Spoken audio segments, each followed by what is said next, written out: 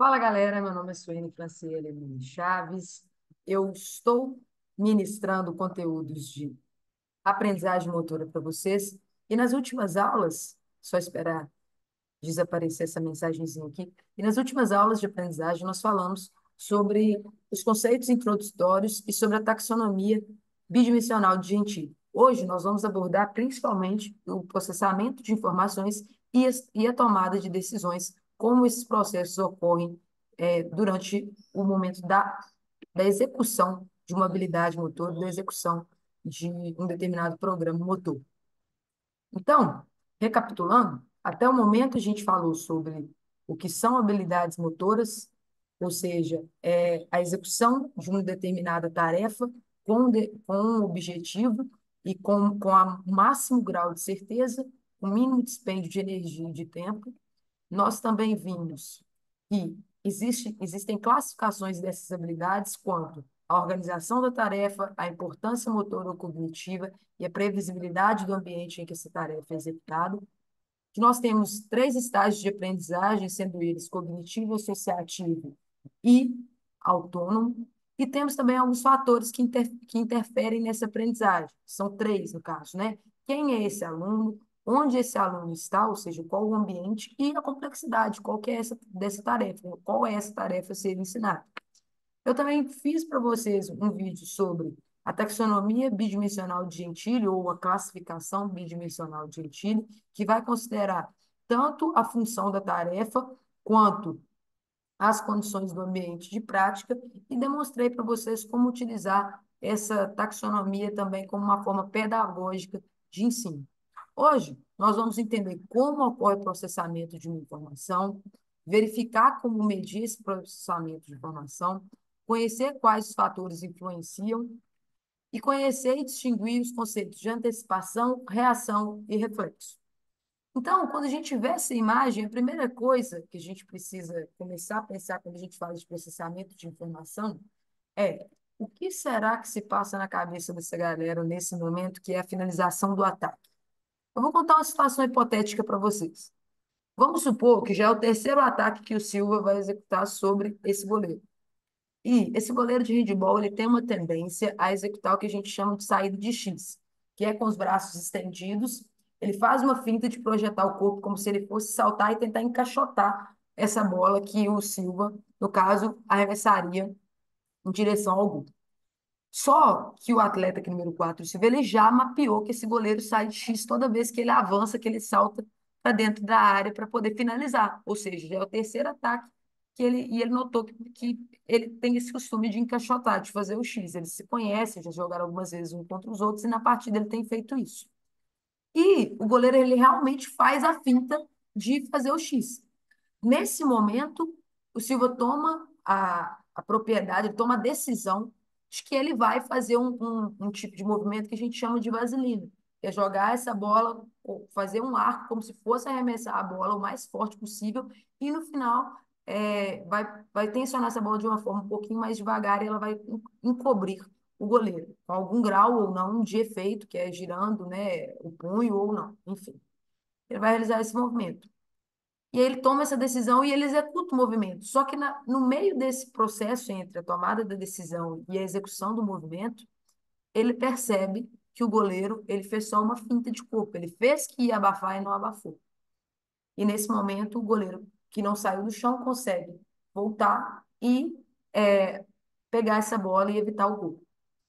Então a pergunta que fica é: que momento que Silva definiu que ele iria é, fazer essa vaselina?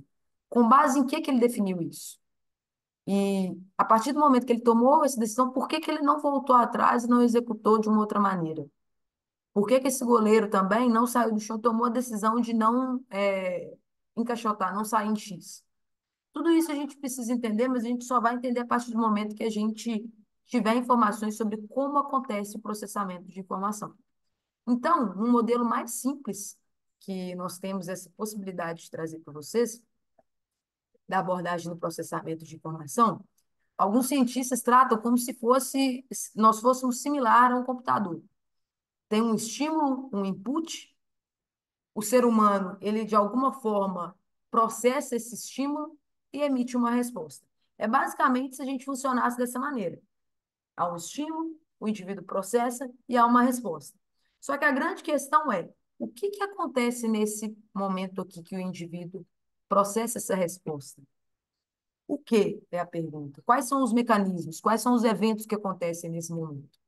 Para isso, a gente vai avançar um pouquinho no que vai ser mais à frente um modelo teórico maior sobre como acontecem, como é organizada a prática, ou seja, aquela determinada habilidade motora.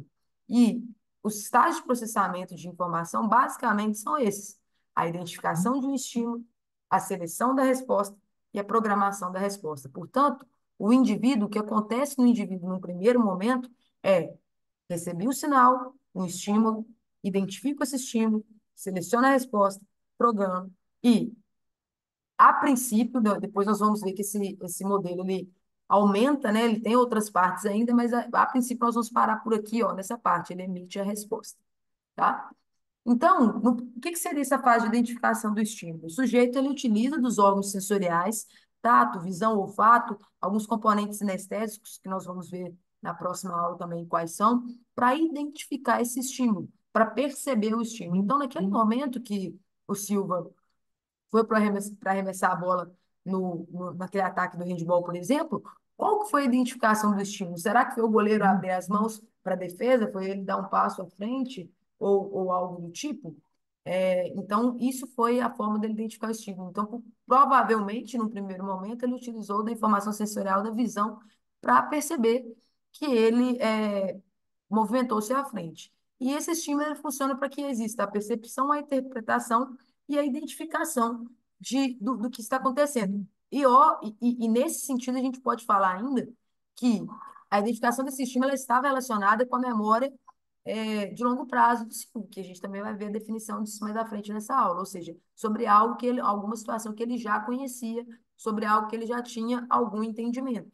E pode ser que aconteça dessa forma, ou pode ser que esse sujeito ele tenha que definir de acordo com o estímulo que ele identificar naquele momento. O segundo estágio é a de seleção da resposta, onde o sujeito ele decide como ele vai responder. Ele traduz o que foi identificado, ou seja, eu vi o goleiro, então aquilo é uma posição de defesa, e entre as possíveis opções, atacar igual ele tinha atacado das outras vezes, ou fazer a vaselina, o movimento de vaselina para encobrir esse goleiro, ele decide qual a resposta que ele vai programar dali em diante. Então, é basicamente é um estágio entre o que ele identifica e a programação do que ele vai executar. O terceiro estágio de processamento de informação é a programação da resposta. Então, a partir desse momento, o indivíduo prepara uma ação que vai ser baseada num programa motor que ele já conhece, ou seja, ele vai recuperar lá na memória de longo prazo dele um programa motor que ele já conhece, alguma coisa que ele já sabe, vai preparar qual musculatura vai estar envolvida, ele vai orientar o sistema sensorial, ou seja, como que essa pessoa, qual o grau de força que ele vai imprimir naquela atividade, qual o grau de amplitude que ele vai imprimir, a velocidade que ele vai imprimir também nesse tipo de ação, e ele prepara o sistema postural para executar a ação. Ou seja, ele vai trabalhar principalmente com a ideia do movimento, tá bom? Como que ele vai realizar esse movimento? Porque em algum local à frente desse processamento de informação, a gente vai ver que o sujeito ele precisa enviar essa ideia baseada no programa motor para medula espinhal, para o tronco cerebral, para que ele assim distribua esse potencial de ação, essa ideia da realização do movimento até o destino, até a célula-alvo, que no caso seria o tecido muscular, e a produção do movimento. Então, se a gente pensar nos diversos contextos do esporte, o que seria o estímulo, por exemplo, para um ataque? Seria o levantamento? O que seria a seleção da resposta? Em que ela estaria baseada? Será que seria aqui, no caso, no bloqueio, um bloqueio duplo, um bloqueio simples, um bloqueio triplo? E a programação da resposta a partir desse estímulo, como que seria? Nas lutas também, na Fórmula 1, no badminton, num estádio com a torcida lotada, com as arquibancadas lotadas, com muita gente assistindo, qual que seria essa programação da resposta? Como que esse jogador estaria motivado para realizar aquela determinada atividade? Para a saída aqui do goleiro, qual que seria o estímulo? A bola na pequena área, né? Que eles costumam dizer, bola na pequena área do goleiro. Ou seja, para nós, enquanto profissionais de educação física, vou falar dessa forma porque é a principal ideia das aulas são profissionais de educação física, mas também se aplica, cada um tem essa liberdade de aplicar o seu contexto. É interessante que a gente entenda esses estágios de processamento de informação para que a gente possa modular a prática do nosso aluno, do nosso paciente, enfim, para que ele consiga potencializar esse processamento de informação. Por quê? Porque esse processamento de informação ele vai estar mais uma vez relacionado àqueles contextos também, com aqueles fatores que influenciam na prática, ou seja, quem é a pessoa, qual é a tarefa, qual é o ambiente, e esses fatores de influência de prática, eles vão influenciar na velocidade com que há esse processamento de informação. E isso pode ser determinante em algumas habilidades esportivas ou mesmo em habilidades que são do nosso dia a dia. Mais à frente vocês vão ver que tem alguns contextos que potencializar, acelerar esse processamento de informações é interessante para o sucesso da determinada habilidade motora. Mas já que a gente sabe que é necessário a avaliação, e que isso é muito importante para a habilidade, para potencializar a habilidade motora, como que se avalia esse processo de informação? Se a gente pensar, todos aqueles estágios, eles acontecem em algum lugar nos nossos processos cognitivos. Então, fica muito subjetivo como avaliar isso, certo? Bem, a ciência ela avança de algumas maneiras e hoje a gente tem uma base até um pouco robusta sobre como avaliar esse processamento de informação. Basicamente, esse processamento de informação ele vai ser avaliado por meio do tempo de reação, o tempo de movimento e o conjunto desses dois, que é o tempo de resposta. Ou seja, o tempo que você recebe entre um estímulo e o início do movimento é uma das formas de avaliação desse processamento de informação. E a isso a gente dá o nome de tempo a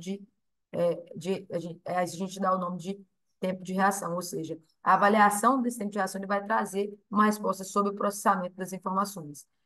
E o conjunto desse tempo que ele inicia o movimento até a produção do movimento, a gente chama de tempo de movimento e o tempo de resposta, ou seja, o tempo todo que ele leva nesse processamento, que seria a parte da a realização de toda a habilidade motora, o tempo de resposta, nos traz informações importantes para que a gente possa tentar melhorar, aumentar a velocidade desse processo na medida do que é possível. E como que a gente faz essa avaliação? Só para a gente reforçar aqui, tempo de reação, tempo entre a apresentação de um estímulo não antecipado e o início da resposta de movimento.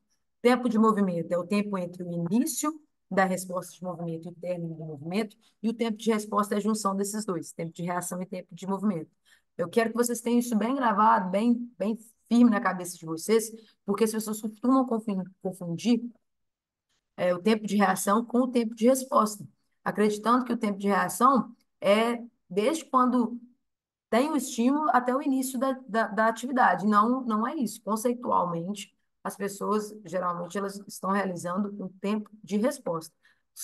Tem uma das aplicações práticas, é, por exemplo, quando alguém diz assim, tempo de reação de frenagem, quando a pessoa freia o carro bruscamente, né? O tempo de reação de frenagem. Não necessariamente. Tecnicamente, isso está errado. É o tempo de resposta de frenagem. Por quê? Isso envolve desde a identificação do estímulo até o fim do movimento, que é o ato da frenagem. Portanto, tecnicamente, isso é uma aplicação errônea dos termos.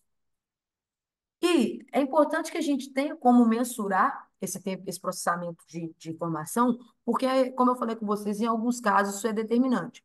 Observe essa imagem, que é uma imagem clássica que permite observar como que o tempo de reação pode influenciar o sucesso esportivo.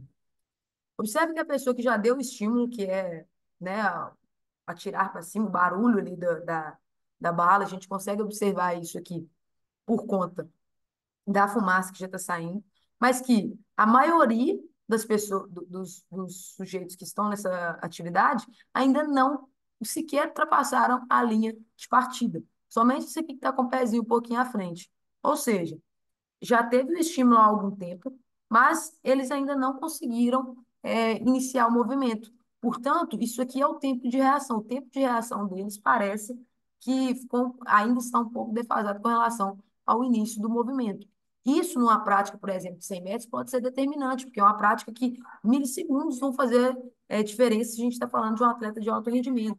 E mesmo os atletas amadores, pode ser que milésimos ali vão ser a diferença entre um e outro. Portanto, melhorar esse tempo de reação pode ser de extrema importância para possibilitar o sucesso esportivo. Uma das formas de avaliação desse processamento de informação é por meio da eletromiografia, que basicamente é uma área que estuda, que verifica as formas de registrar e medir a estimulação elétrica do músculo Ou seja, vai analisar essa ativação muscular por meio de eletrodos que são acoplados a essas partes, a determinadas partes da musculatura. Então, elas conseguem demonstrar, tanto de forma qualitativa quanto quantitativa, ou seja, tanto pela forma visual, que é pela imagem, quanto pelos números, quando ocorre um estímulo, a parte do início do movimento e o fim do movimento por meio dessas ondas aqui, que depois, a posterior, provavelmente essa linha aqui, ela se repetiria, que seria o repouso, né? Então, basicamente, por meio da eletromiografia, a gente consegue perceber o tempo de reação, ou seja, do estímulo ao início do movimento, o tempo de movimento, do início ao fim do movimento, e o tempo de resposta. O que nos permitiu, a partir do momento que você tem um parâmetro que você consegue observar o tempo de reação, você também consegue mensurar se determinada prática melhora ou não e o que influencia esse tempo de reação, que por sua vez vai influenciar o tempo de resposta. Por isso, nós tivemos muitos avanços na ciência a partir desse tipo de avaliação, desse tipo de avaliação da performance de tempo de reação e, por consequência, o tempo de resposta. Então, se a gente pensasse nesses tipos de prática, ou seja, num contexto de habilidade fechada, como é o caso da natação, os 100 metros na natação, ou no contexto de prática aberto, o que será que modifica o tempo de reação dessas pessoas? A gente já viu que tem como avaliar, tá? Mas o que será que modifica esse tempo de reação em determinada atividade? Por exemplo, se você está num trânsito, você viu as luzes de freio do carro da frente, inicia a liberação do acelerador e depois pressiona o pedal de freio, porque provavelmente houve a necessidade de frear o carro diante do estímulo, pode ser, sei lá, de um semáforo em vermelho. Mas o que modifica, então, esse tempo de reação que esse sujeito tem com relação ao tempo que eu teria? Bom, você consegue imaginar também o que é que poderia ser relacionada a esses tipos de estrutura de práticas que eu vim citando até agora, ou seja, o que é que mais qual atividade que pode sofrer influência do tempo de reação? Você consegue também imaginar o que é que levaria às alterações desse tempo de reação? Bom, um dos primeiros fatores que a gente pode imaginar é a relação do estímulo-resposta. Ou seja, de acordo com a quantidade de estímulos e respostas possíveis, o tempo de reação ele vai aumentar. Vou mostrar para vocês. Se a gente considerar um tempo de resposta simples, ou seja, que você tem um estímulo e uma resposta que corresponde a ele, o tempo de reação vai ser um. Por exemplo, se eu falar com vocês assim, definam a habilidade motora. Vocês têm um comando só, que é definir aquela habilidade motora. Vocês vão ter que realizar somente essa definição.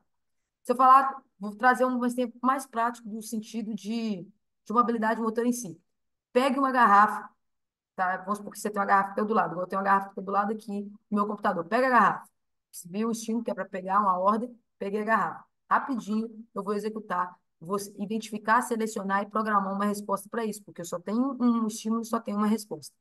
Já no tempo de reação de escolha, a gente está falando de um estímulo, duas respostas, mas apenas uma está correta.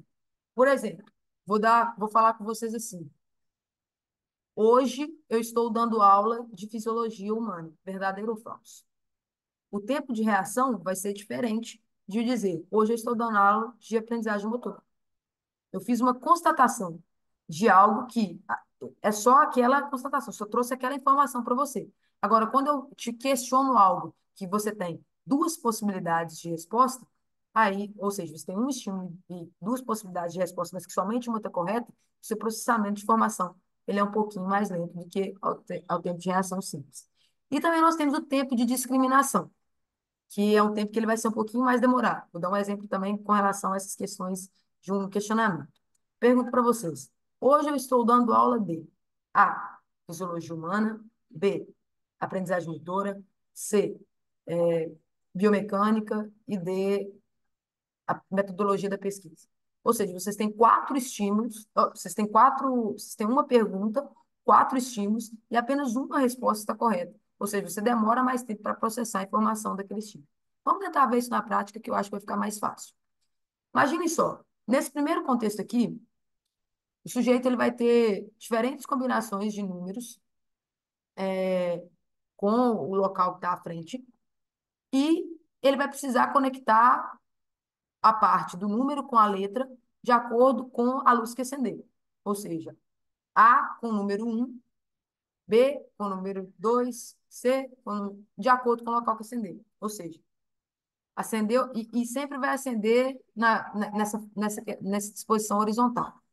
Ou seja, você tem o estímulo da parte de baixo e da parte de cima, mas você só tem uma resposta, que é clicar nos dois juntos. Já no quadro, no segundo quadro, vai acender tanto do lado direito quanto do lado esquerdo, mas o aplicador, o avaliador, ele vai falar, olha, eu quero que você você toque só a parte que acender do lado esquerdo. Então, você vai ter o estímulo de, por exemplo, essa luz acendendo e essa luz acendendo, mas você só vai tocar naquela que está do lado esquerdo. Portanto, a gente aqui já está falando de um tempo de reação, um tempo de reação de escolha. Já aqui, nessas duas opções, a gente aumentou o número de alternativas de estímulo-resposta. Então, todas as luzes aqui, elas vão acender, mas eu só quero que vocês toquem aquela que apagar primeiro. Então, vai acender e apagar todas juntas, acender e apagar todas juntas, mas vai ter um momento que só vai apagar uma. E aí você vai ter que tocar as duas. Ou seja, você tinha diversos estímulos, diversas luzes acendendo, mas a resposta que você queria era só uma, que foi aquela que acendeu sozinha depois de um tempo. Ou seja, a gente começa a observar que, à medida que o número de alternativas vai aumentando, o número de estímulos vai aumentando, o tempo de reação de escolha também vai aumentando. Então, enquanto uma resposta simples, um tempo de reação simples, vai demorar em torno aí de quase 200 milissegundos, um tempo de escolha, de reação de escolha, ele já vai demorar pouco mais aqui de 300 milissegundos. Portanto, é algo em torno aí de mais de 50% de tempo necessário para escolher entre aqueles dois estímulos. Ou seja, é um tempo que ele aumentou em mais de 58% simplesmente pelo fato de que você adicionou um estímulo a mais. Contudo, se a gente for observando, à medida que vai aumentando o número de respostas, essa, essa regra não segue uma forma totalmente linear. Ou seja, à medida que aumentou de 2 para 3, por exemplo, essa diferença ela já é um pouco menor. A gente tende a diminuir esse tempo de reação mesmo com o aumento da variabilidade de escolhas. Quer dizer que você vai parar de aumentar? Não. Só quer dizer que não é tão grande a diferença quanto, por exemplo, a relação entre um tempo simples, um tempo de reação simples e um tempo de escolha. Tá? E isso nos leva à questão dos fatos que alteram a lei de Hicke. A lei de Hicke, basicamente, ela nos demonstra que, por exemplo, nesse gráfico aqui, geralmente, o tempo de resposta ele vai aumentar provavelmente em 50% sempre que for o dobro da resposta. Por exemplo, de um para 2, 50%. De 2 para 3, nem tanto, mas de 2 para 4 já teve uma resposta similar ao processo ao aumento de um para 2 estímulos. Se a gente pegar do estímulo 4 para o estímulo 8, também tem um aumento mais ou menos relacionado a esses 50%. Ou seja, toda vez que aumenta esse estímulo em até com o dobro que era em relação àquele estímulo, com aquela quantidade de estímulos anteriores, aumenta-se em até 50% esse valor do tempo de reação de escolha. A lei de Hicke também traz que uma das outras questões que pode influenciar o estímulo-resposta, por consequência, o tempo de reação, é a compatibilidade. Quanto mais compatível for a atividade, menor é o tempo de reação. Por exemplo, se você tiver que clicar em dois botões, que com a mão esquerda e direita, que eles estejam posicionados de acordo com a disposição dos membros, provavelmente o tempo de reação ele vai ser compatível, portanto, vai ser melhor do que se você tiver que tocar a parte direita com um objeto que está à esquerda do seu corpo com sua mão direita e um objeto que está à direita com sua mão esquerda. Ou seja, o fato de ser incompatível vai aumentar, nem que seja um pouco, esse tempo de reação. Contudo, quanto mais prática você tiver, menor vai ser o tempo de reação nessa questão de compatibilidade, ou seja, isso é treinável. Se o sujeito realizar mais vezes uma determinada atividade que existe esse alto grau de compatibilidade, mas que por si só o contexto é incompatível, mais proficiente ele vai ficar na realização dessa prática. Então, como nós observamos até aqui, o número de pares de estímulo e resposta, eu falei com você anteriormente, aumentos constantes a cada vez que há uma dobra, que são duplicar, que no caso há o dobro do número de estímulos nos números de pares, ele aumenta esse processamento de informação por conta do aumento do tempo de reação, porque há uma sobrecarga sobre o estágio de seleção da resposta, ou seja, para tomada de decisão. Tem muitos estímulos, então eu preciso de um maior tempo para selecionar qual vai ser a melhor resposta diante daquela atividade. Mas se a gente pensar, então, no contexto da antecipação. Então, se eu tiver muitos estímulos, mas eu quiser antecipar a ação para poder diminuir o meu tempo de reação frente a ela. Bom, a antecipação é uma das artimanhas, vamos falar assim, que as pessoas, que os experts, vamos falar assim, que as pessoas que já estão naquele estágio mais avançado de processamento de informação podem utilizar para potencializar, para melhorar suas condições de sucesso. A antecipação é uma ação antecipada à ação principal, ou seja, não tem aquela parte da identificação do estímulo. Você, entre aspas, já reconhece o que vai acontecer e por isso você antecipa a partir do momento que você programa a resposta, reduzindo aquele tempo de reação como se fosse a zero, porque você não tem o estímulo e a seleção da resposta. Você simplesmente programa e já executa antes que tenha o estímulo inicial. E tem duas formas de antecipação a antecipação do tempo, ou seja, uma ação temporal, ou antecipação local, ação espacial. Vou dar um exemplo. Numa prova de 100 metros, a ação temporal, ou seja, uma forma de antecipar seria imaginar que você já realiza aquela prova há muito tempo, você notou que sempre que dão 3 segundos que você está sobre o seu bloco de partida, tem o disparo do estímulo e você sai. Então, você conta, um, dois, três, e antecipa a sua saída de bloco, ou seja, de acordo com o tempo daquela atividade. Ou antecipação local. Eu estou marcando uma pessoa que ela é destra, e ela sempre tem, no futsal, e essa pessoa sempre tem a tendência de fazer a finta para o lado direito, que é o lado que ela vai conseguir executar a finta e já finalizar. Portanto, da primeira vez a pessoa passa, da segunda passa, na terceira eu já vou para esse lado direito. Eu antecipo a minha atividade, vou lá e consigo roubar a bola. Porque eu ocupei o espaço antes daquela pessoa e sofri uma falta, por exemplo, de ataque, porque ela foi só no meu corpo e esqueceu a bola. Então, eu demonstrei para vocês dois exemplos de antecipações de tempo e antecipação local. Isso depende da prática, ou seja, se é uma prática de contexto aberto, você pode ter um contexto mais de ação espacial, mas se é uma prática de contexto fechado, provavelmente você vai ter uma ação temporal mais evidente. E a gente tem que pensar o seguinte também: como tudo na vida, as artimanhas elas têm os benefícios, mas elas também podem ter um custo. Então, a depender da prática da tarefa, não vai ser benéfico realizar a antecipação. Por quê? Porque ela é útil, mas ela é arriscada. Toda correção de movimento, para toda ela, você precisa da realização, você precisa de, no mínimo ali 40 milissegundos para corrigir esse movimento.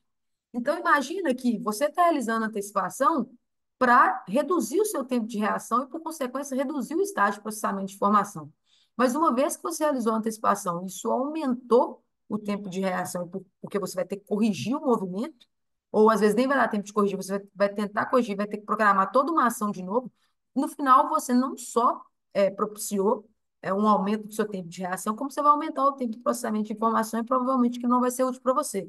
Sem contar que em alguns contextos, por exemplo, como eu falei com vocês aqui no contexto dos 100 metros, pode gerar uma situação que ela é irreversível, como a desclassificação da prova, porque você pode queimar a largada. Então, é um contexto que você tem que avaliar, que no caso, as pessoas, quem são essas pessoas que estão realizando, elas têm que avaliar se vale a pena realmente a antecipação e estar disposta a arcar com os riscos caso esse contexto se altere, esse contexto de prática se altere durante a realização da antecipação. Então, como eu falei com vocês, a gente é como se durante a antecipação eliminasse o estágio de identificação do estímulo, porque você parte de uma resposta que você, entre aspas, já conhece, de algo que você já imagina que vai acontecer. Então, vamos ver essa frase aqui. O judoca precisa, além de outras características, possuir bons reflexos para que consiga tomar decisões rápidas e precisas. Essa frase está correta? Se vocês lessem ela agora, essa frase estaria correta? Depois vocês vão poder me responder aqui nos comentários. No caso de um goleiro que realiza uma defesa rápida em relação a um cruzamento, por exemplo, que o cara recebeu e finalizou, é reação ou é reflexo? Isso. Eu vou dar a definição e não vou dar a resposta na aula. Vocês depois comentem aqui nos comentários, joguem aqui nos comentários para a gente.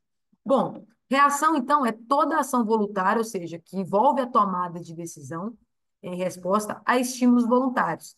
E, nesse caso, a participação do centro superior do sistema nervoso central. Reação é tudo aquilo que você decide executar por meio do seu processamento de informação. Já o reflexo é uma ação estereotipada, ela também é desencadeada por um estímulo que geralmente você já conhece a resposta e é involuntário. Isso não atinge a parte do sistema nervoso central superior. É como se ela fosse até a medula e voltasse. Vou dar um exemplo para vocês. Quando você toca numa chapa muito quente, você não precisa pensar para executar aquela ação, porque alguma parte da sua memória de longo prazo você sabe que aquela chapa está quente, que se você continuar com a mão ali, você vai queimar. Então, naquele mesmo momento que você já encosta nessa chapa, você já retira a mão. Isso é um exemplo de reflexo.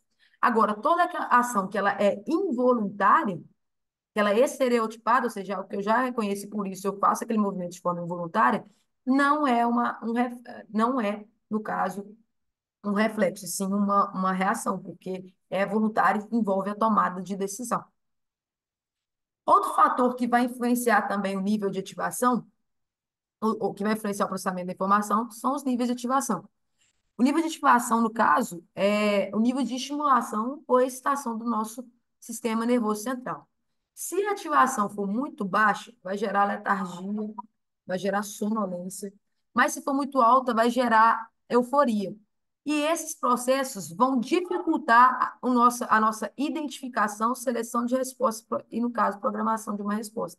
Portanto, se você tem um nível muito baixo, você pode não conseguir identificar esses estímulos, porque você não consegue prestar atenção, vamos falar assim, naquela determinada atividade. Como também, se você tiver um nível muito alto, você pode estar tão eufórico com outras coisas, com outros estímulos envolvidos, preocupado com outras situações da prática, de forma que você não vai executar da melhor maneira aquela prática. Você não vai mobilizar os substratos também que você precisa para aquela prática. Portanto, existe um nível ótimo. E a isso nós damos o nome de teoria do invertido, em que existe um nível ótimo de ativação para a realização das habilidades motoras de uma forma geral. Se a gente pensar nas habilidades motoras, quanto que elas são diferentes, nós vamos entender que aquilo ali é o invertido, ele é um modelo generalista, mas existem algumas tarefas que elas vão estar no extremo, vão exigir um alto grau de ativação. Isso é uma questão que vai estar altamente relacionada à performance. Então, se a gente pensar numa atividade que ela tem controle fino, que é uma habilidade complexa, eu vou precisar, no caso de baixo nível de ativação, vai ser excelente para a minha performance. Porque, nesse caso, eu vou concentrar na realização daquele tipo de atividade, no controle motor daquela atividade.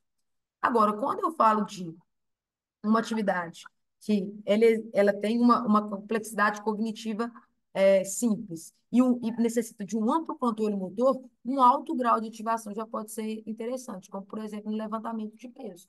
O alto grau de ativação pode, inclusive, auxiliar você a mobilizar aquela musculatura da forma mais importante para aquela atividade. E para atividades, por exemplo, como no esporte coletivo, que é no caso do basquete, o nível moderado pode ser mais importante para a performance. De qualquer maneira, como vocês observaram, se eu tenho um alto nível de ativação em uma tarefa, que no caso pode significar que precisa, no caso de um baixo nível de ativação, isso pode influenciar o tempo de reação e, por consequência, o tempo de resposta e também o nosso processamento de informação. Outro fator que pode influenciar é a nossa demanda de atenção. E aqui nós entendemos como atenção a capacidade de focalizar e perceber um campo ou uma situação ambiental específica de forma consciente. Ou seja, mais do que olhar para essa aula, eu preciso que você preste atenção nessa aula, que você consiga, em algum momento, demandar atenção, porque senão, só ver por ver, você não vai internalizar os conceitos que aqui vão ser apresentados. Todavia, tem algumas questões que vão influenciar nessa demanda de atenção. A atenção é algo que é limitado, ou seja, é uma capacidade limitada que a gente possui e afeta e por ser limitado, essa atenção, ela pode, a quantidade de atenção que você vai despender ela pode ser afetada pela percepção e pela capacidade de execução das tarefas, ou seja, quanto de estímulo você tem para perceber naquele movimento, sendo que você precisa focar em uma determinada atividade. Ela é seletiva, você tem como focalizar nos eventos, tendo a percepção como resultado final. Então, foca aqui nessa aula, mesmo que você esteja com sono, com fome, você precisa focar na aula. Então, para isso, você precisa de uma atenção seletiva. Ela é preciso que o sujeito esteja em alerta, esteja preparado para receber um estímulo. Então, a atenção ela vai ser melhor ali entre 1 a 4 segundos com relação à execução daquele estímulo. E ela sofre influência da prática, da complexidade da tarefa, da previsibilidade mental da tarefa. Ou seja, se é uma tarefa muito complexa, essa tarefa vai demandar mais atenção do que uma tarefa que é simples. Se é um ambiente que ele é altamente previsível, provavelmente, com o tempo, com a prática, que ele não vai demandar tanta atenção daquele sujeito quanto um ambiente que é altamente imprevisível. E no processo de aprendizagem, se a gente pensa numa pessoa que é iniciante, essa pessoa ela precisa de um maior grau de atenção para executar uma determinada atividade. Por quê? Porque o processamento é controlado, é lento, é seriado e demanda atenção, porque ele está em estágio voluntário, que a pessoa precisa pensar para realizar a atividade. A partir do momento que essa pessoa começa a aprender aquele determinado movimento, que ela se torna experiente, esse processamento ele é automático, rápido, paralelo e não exige muitas vezes atenção. Ou seja, vamos pensar na condição de uma pessoa que está aprendendo a dirigir. Quando essa pessoa está aprendendo a dirigir, ela precisa prestar atenção em como que ela vai. Não, então tem que ligar a seta para fazer uma ultrapassagem, tem que ligar a seta, vou apertar na embreagem, vou passar a marcha, depois vou apertar o acelerador, mesmo passo que liberar. Tudo é altamente pensado. Depois, com a prática, como essa pessoa começa a dirigir mais e mais vezes, essa pessoa torna aquele movimento fluido e não demanda tanta atenção. Então, isso é um dos exemplos de como a aprendizagem também influencia na demanda de atenção e vice-versa. Aqui, sobre essa questão da demanda de atenção, a gente precisa entender também que ela está relacionada em como nós identificamos a nossa resposta e como nós conseguimos produzir esse processamento de informação e também com relação ao tempo de reação. Nós temos alguns movimentos que eles são produzidos de forma paralela, ou seja, nós identificamos muitas coisas, nós recebemos muitos estímulos do ambiente, mas a seleção e a programação da resposta do nosso corpo, ela é limitada. Por exemplo, se eu pedir para vocês para ler essa lista de nomes de cores o mais rápido possível, da direita para a esquerda em cada linha, provavelmente o tempo de reação de vocês ele vai ser um pouquinho mais rápido do que quando vocês estiverem nessa linha aqui de baixo. Por quê?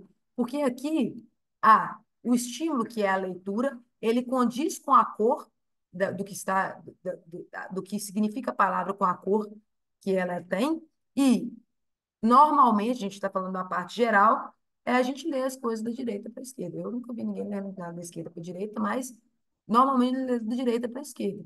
Então, isso aqui facilita o tempo de reação, o desenvolvimento, processamento de informação e o tempo de reação para a emissão da resposta. Então, identificação, seleção e programação da resposta.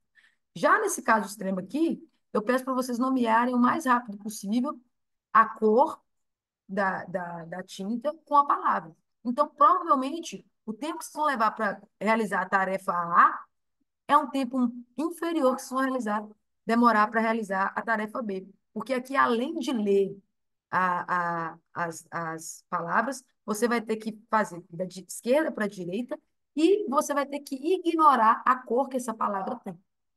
Isso, a esse efeito, a gente dá o nome de efeito Stroop, que é o quê? Você recebe esses movimentos em série, ou seja, você recebe o estímulo em série, e aí você vai realizar a ação de nomeá-los e ler da esquerda para a direita, mas lá no seu processamento de identificação, os estímulos eles vão entrar em paralelo, só que você só vai conseguir realizar cada um deles de uma forma seriada, ou seja, um de cada vez. E isso, por consequência, vai influenciar também esse tempo de reação, tá? Agora, se a gente pensar para a prática esportiva, como que a gente pode aplicar essa questão dos movimentos serem realizados de forma, serem recebidos, né, de forma paralela, mas serem executados de forma seriada? Imagina no contexto de uma fila. O sujeito observou a ação, ele faz que vai cruzar lá na área, então ele emite a finta, que é o quê? Ele joga o corpo para um lado, corpo para a direita, bola para a esquerda, então ele executa aqui no primeiro momento a finta, ele já se livrou desse marcador. Só que o marcador, depois que observa esse sujeito aqui, ele tenta corrigir o movimento, mas já está acontecendo o cruzamento porque não dá tempo de correção. Por que que isso acontece? Isso acontece porque nós temos uma coisa que a gente chama de período psicológico refratário, que é nada mais, nada menos do que o sujeito ele recebe, vamos pensar lá no marcador. Ele já está imaginando aqui que o sujeito vai fazer um cruzamento. Então, ele antecipa a ação de fazer o quê? Opa, eu vou cortar esse cruzamento. Só que então o sujeito que aqui está executando a ação, na cabeça dele, ele já sabia que ele ia simplesmente executar a finta de corpo e depois ia dar continuidade no segundo momento com o cruzamento. Só que esse sujeito aqui não sabe, ele já executou a finta, ele já executou a antecipação do movimento de marcação. Então, na identificação do estímulo, aquele sujeito imaginou o quê? Vai ter o cruzamento. Então, eu vou antecipar a minha resposta. E então entra esse estímulo de antecipação de acordo com o posicionamento do corpo do Robinho naquela imagem anterior. Só que no meio desse movimento, o Robinho vai e coloca uma finta. Então, no meio aqui do processo, o marcador ele percebe que tem a finta. E ele até pensa em corrigir o movimento para poder responder aquela finta. Só que a resposta do nosso sistema, se a gente pensar de uma forma didática, é essa. Desculpe, muito tarde. Não tem resposta à finta, porque ele precisa daquele período de correção da resposta.